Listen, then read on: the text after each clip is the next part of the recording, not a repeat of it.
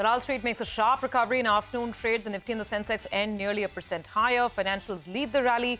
Both private and public bank indices gain nearly 2%. But healthcare and realty stocks come under pressure. Metal stocks shine on hopes of demand revival in China as the National People's Congress will decide on a stimulus package to revive the economy. China's national steel PMI at around 54.6 in October aids the rally in steel stocks. JSW Steel, SAIL, Tata Steel, all of them gain in trade. There's also hope that could possibly be some kind of protection for the domestic steel industry here in India. Gland Pharma and Tilaknagar Industries surge on strong second quarter earnings. Tilaknagar management tells CNBC TV18 that margin improvement is sustainable and that the second half will be better than the first half. Battery maker Amara Raja falls, however, on a soft Q2 performance.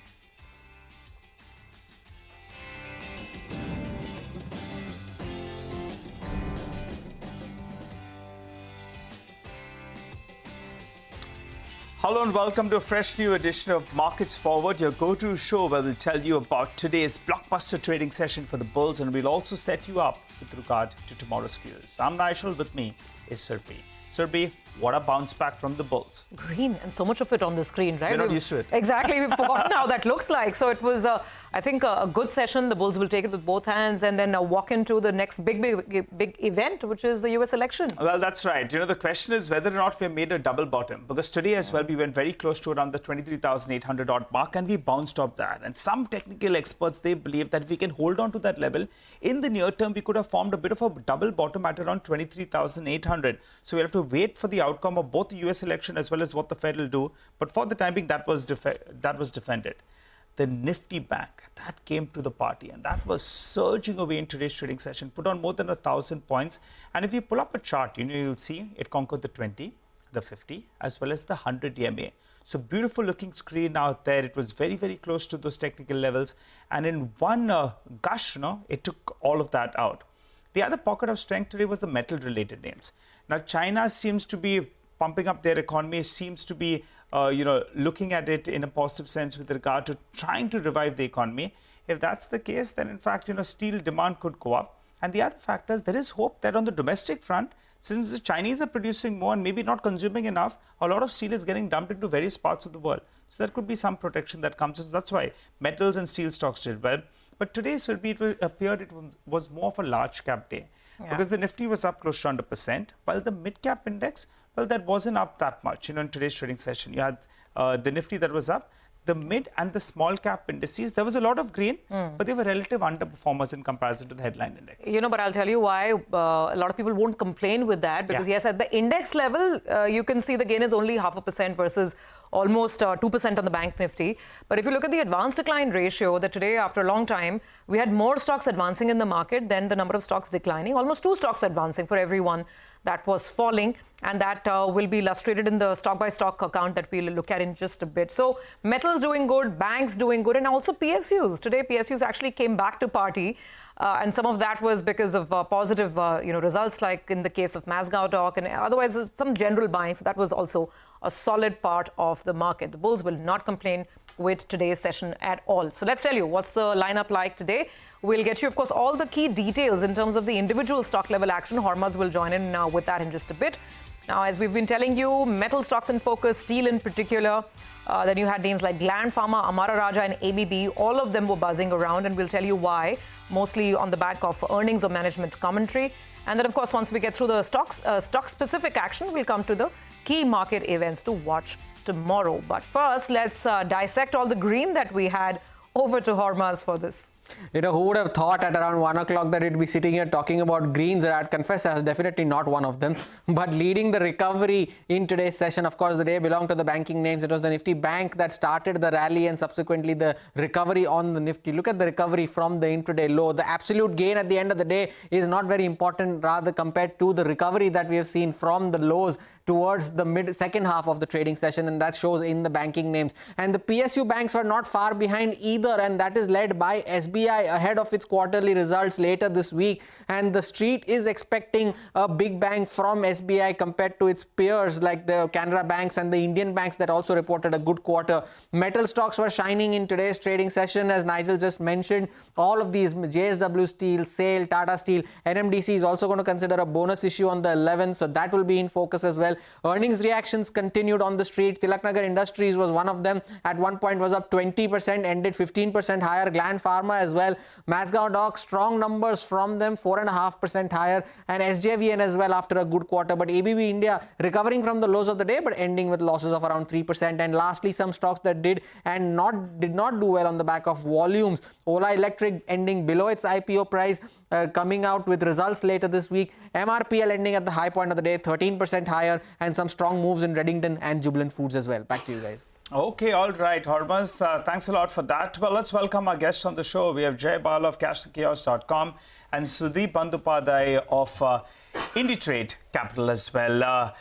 Hi, gentlemen. Thanks a lot for joining in. Jay, you go first because, we had a bit of a bounce. But tell us this negative view that you have on the index. At what point does it get negated? Because we're seeing a bit of a bounce, but maybe we're bouncing off oversold levels, which could qualify as a dead cat bounce.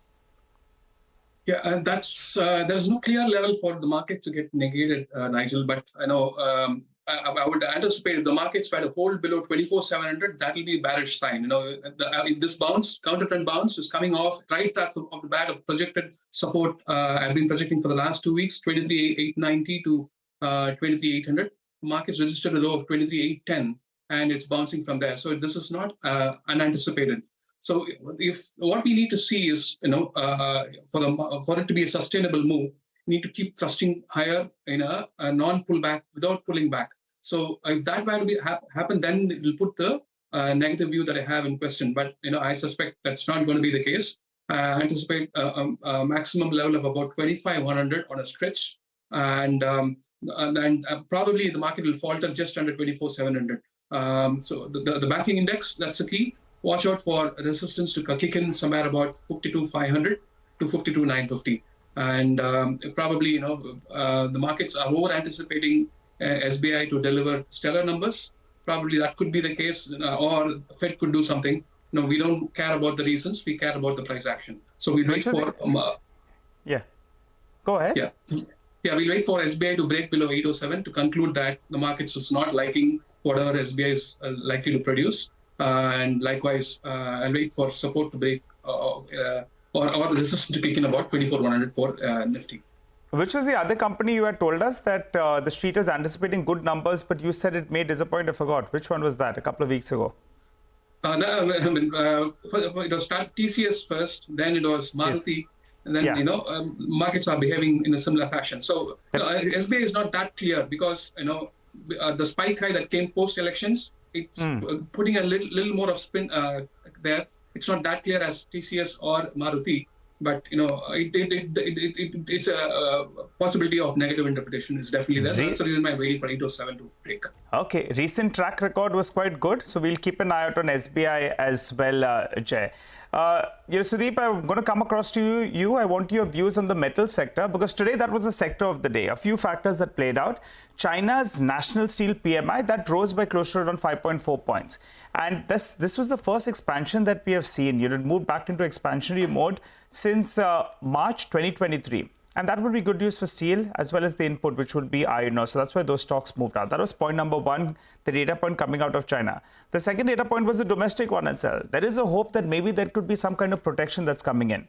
Why is that? Because in the past quarter, you have seen that the imports have gone up by close to around 40%, while India's exports actually have come down by 29% because of the global slowdown.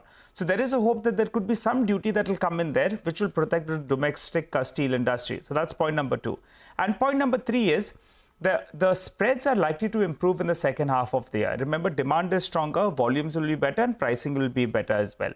And just going by what JSW Steel had to tell us, well, that could very well be the case. Because they're saying that steel prices are up by 1,000 to around 2,000 rupees per ton in the month of October itself. And input cost, which is coking coal cost, well, that will come down by around $20 to around $25 per ton. So that's what will help the spreads. So the street is bracing for an improved performance. So three factors: The Chinese steel industry is looking good for now. That's what the data points are suggesting as it moves into expansionary mode. Domestically, there could be some protection. And point number 3, fundamentally, things could look up. Sudip, over to you. Nigel, I think I'll add one more point. I think there is a strong expectation of some more stimulus coming from the Chinese authorities over this weekend. And if that happens, I think the metal demands just goes up, and that's good news for global metals. So I would add that to this mix of the other 3 factors you put in, and that's probably the reason the metal pack got excited globally as well as in India. As far as India is concerned, you're absolutely right. There is a strong case and strong demand for some kind of protection coming in. So let's wait and watch what happens, and then we can probably decide which way things move. But I must tell that I think there is extreme volatility as far as the metal pack is concerned. So from an aggressive investor's point of view, I think position taking is all right. But if you're a little bit of conservative investor, you want to wait and watch, then I would recommend that you stay in the sidelines, watch at least till this weekend, and then we can take a call. Yeah, I think that would be a very wise and prudent strategy, considering there are so many moving parts. And I think by Friday, Saturday, we'll have more clarity on what precisely China is looking to do or not do, and what the US Fed is thinking right now. So a bit of a wait and watch for the next couple of days on metals. That is what Sudip is suggesting. Let's quickly move on and talk about Gland Pharma. We have Vinny joining in because Gland Pharma was a stock that was rocketing higher, 10 to 12% higher in today's trading action. Of course, the company reported its second quarter numbers. So, Vinny, what did the market like so much in the numbers or in the commentary? So it was the commentary that was more interesting than the numbers. First, I'll take you through the key highlights that came in from the numbers. Overall, numbers were largely in line. Core market growth of the company was mainly impacted by the US business, which didn't see as much of a pickup as one was expecting, as well as the rest of the world also didn't see the pickup that one was anticipating there. They've also lowered the FY25 guidance to low double-digit growth from mid-teens growth. Now, other than that, revenues up 2%, margins saw a bit of a contraction, while profits also saw a decline of around 15% on a year-on-year basis. Commentary, the highlight that came in there, the company reiterated its guidance for EBITDA break-even for Senexi by Q4 FY25. So by the end of this financial year, we could be seeing that, and they're expecting further improvement in the years to come. So by FY26, they're expecting EBITDA positive, mainly driven by increased revenue of around 200 million euros is what they have highlighted there. So yes, the commentary that has remained, they reiterated their commentary, more business coming in from the Senexi side, which will be a positive for the company going forward and support the overall growth of the company, because this time the margins was a bit subdued because of the Senexi business. Ex-Senexi business, that's seen a good growth. So yes, that's why we're seeing Gland Pharma closing with very strong gains today. That one did well, but ABB India was under pressure. Vamakshi joins us to tell us what went on there. Vamakshi? Well, Nigel, it was a weak set coming in from the company. Order inflow came in at 3,342 crores. This is much lower as compared to what the analysts were expecting, and it was slower than the run rate that we've seen over the last couple of quarters. The company missed estimates on revenue, EBITDA, as well as net profit. EBITDA margin, however, was better than estimates, and this improvement is largely being driven by the fall in raw material costs. They declined by around 6%. The management also had a con call, and in that they said that, the conversion rate, that is the period between the order to conversion to revenue recognition, may not be at the same pace as what we had seen earlier, and this is mainly on account of higher mix of larger orders which have longer gestation periods. Now, larger order execution, in their opinion, is yet to gain momentum. So far, the contribution is largely coming in from execution of base order contracts. However, they highlight that there is no stagnation out here. On the order pipeline, they say that they are seeing an uptick in private capex along with government capex. They also highlight that it is difficult to predict when the quarterly order run rate will hit the 4,000 crore mark. The order pipeline is strong but may plateau before seeing a jump up. A lot of uncertainty in the global markets is what they've also highlighted. On the LT Motors front also, they say that the company faced some pricing headwinds, but again, this is now expected to improve going forward, and they're expecting better demand to come through as well. So overall, it was not a good set of numbers coming in from the company. The management commentary was also slightly cautious, and given that, the stock tanked in trade today. Okay, all right, got that. So ABB, another important number, but not working too well. Gland was a good one, and there was Mazgaon as well. Remember, Mazgaon stock numbers were really good. The revenue moved up by about, I think, 50%. Profits were up about 70-75%. Big margin expansion. and a big move on the stock as well. So let's quickly go back to our guests to get some more final thoughts. Sudip, we've just highlighted a couple of very interesting large mid caps. Any thoughts on any of them, Mazgaon, Gland, and any of the moves that we've seen today? Well, I think ABB, I will pick. I think very clearly the performance was not up to the mark, and the market punished it. The kind of valuation at which these stocks are quoting, the margin of error is very, very limited. So we have to be prepared for this kind of setback if the numbers don't stack up. As far as Mazgaon Dock is concerned, I think it was a pleasant surprise. They were always worried on delivery, and I think Mazgaon Dock has performed commendably. All the parameters they have performed, and they have performed very well. So while the valuation still continues to be rich, the performance to an extent justifies the rich valuation. Okay, all right, got that. Well, Jai, let's come across to you. Now, you are clearly sounding a little bit cautious on the market. But if you have to buy a couple of stocks, give us those ideas. Put on the bullish hat now. Get the horns up. Let's see. See, basically, this is still a correction for me, Nigel. So, it's a long-term correction. So, you need to hold on to your cash and then wait for opportunities. And I'm looking at sugar stocks for buying opportunity because I see sugar futures in the U.S. commodity markets potential to scale up to 24 cents. So, probably you might want to look at Balrampur Chini. But it's it's still because the environment is not that conducive, it's not able to catch a bid under it. So, but keep focus on sugar stocks, and maybe in a few days probably they'll start getting a tailwind behind it, and it'll start turning bullish. And okay, Ajay, in 30 seconds, it's all about the US election. Whether it's Trump or Harris, irrespective, what are the charts saying? Where is the market going in the next, say, 2-3 months? Yeah, see, it doesn't matter who's coming, but the bond market seems to indicate it's preferring Trump, and because it's painting a picture of higher inflation. So basically, all the unilateral tariffs that Trump has promised to put it forward, based on that, the bond market is pricing a Trump victory. But whoever comes through, I think we are looking at much higher inflation levels and much higher rates for the bond markets. And I'm anticipating a sharp corrective decline to come through for the U.S. equity markets too. So, even the U.S. equity markets, which have been strong until now, they are likely to take a dip post-elections. Okay, all right. We'll keep that in mind, gentlemen. Thank you very much for joining in. Appreciate all your perspective today. We'll take a break, but on the other side, all the top corporate voices that we had on the channel today, plus the events to watch.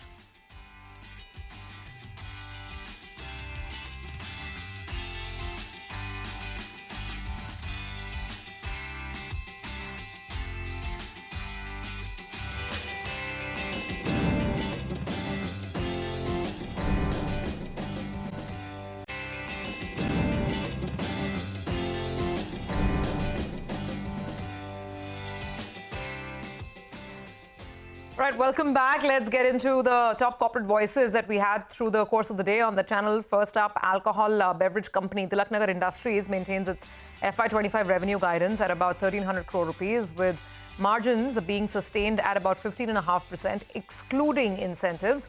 When asked about their interest in Imperial Blue, the whiskey brand, the management says the company will focus on prudent inorganic growth. Stock was extremely excited, up almost 9-10% through the day.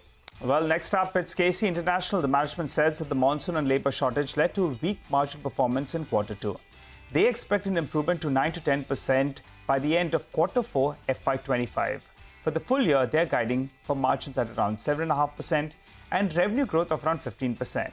They add that contribution from the railway business will improve as and when the ordering activity picks up. And APL Apollo Tubes guides for a better showing in the second half of this fiscal, as EBITDA per ton will recover to 4 to around 5,000 rupees per ton, while volumes for FY25 will be approximately 3.2 to 3.3 million tons. The management clarified that the promoter entity will not reduce stake and the company will be debt-free in the coming quarters. All right, and before we wrap, we will bring you some key market events to watch out for. We have Vinny joining in with the list. Vinny, I'm sure the US election is topping it. Absolutely. That's the key event that we've been watching out for a while. So US election results of that is what we're watching out for on the global front in the US market. Other than that, the important one is the FOMC meeting and decision. So that will be starting tomorrow. It is a 2-day meet. So November 7th is when the decision will come in, but FOMC meeting beginning. So keeping an eye out on that as well. Crude oil inventory data, that comes in as well. So what are the crude oil inventories currently? That is an important point to watch out for. Other than that, in the global markets, let's also pull up something in the Eurozone. We have the service PMI as well as the service PPI. That's a producer price index data that will be coming out. So important there. And Japanese market, we're watching out for the composite PMI data. IPO front in the domestic market, we're watching out for Swiggy IPO that's opening tomorrow, as well as Acme Solar IPO also opening for subscription tomorrow. Stocks to watch out for, some important ones in terms of results that we're keeping an eye out on. Tata Steel, then we have Gujarat Gas, Kansai Nerolac, KPI Green. We have Power Grid also that will be reporting its numbers, as well as Apollo Hospitals, Rights and Granules are some of the important names that we're keeping an eye out on. Other than that, some of the companies will be going ex-dividend. So yes, we have HUL, Ajanta Pharma and Signed, which will be going ex-dividend. So keeping an eye out on these key events tomorrow. All right, Vinny, thank you very much for that. And with that, it's a wrap on this edition of Markets Forward. We'll be back with more news and updates in just a bit.